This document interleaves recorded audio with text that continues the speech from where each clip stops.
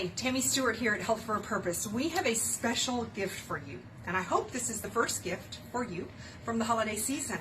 We have taken our favorite holiday recipes and converted them. We've just simply changed some of the ingredients so that they're more healthy. Now, my disclaimer is this is Southern. We're in Texas. This is a Southern holiday recipe. So we've got your traditional turkey, cornbread dressing, giblet gravy, cranberry sauce, pumpkin pie. I don't think that green bean thing is in here because I don't like that thing, but I'll post that for you some other time.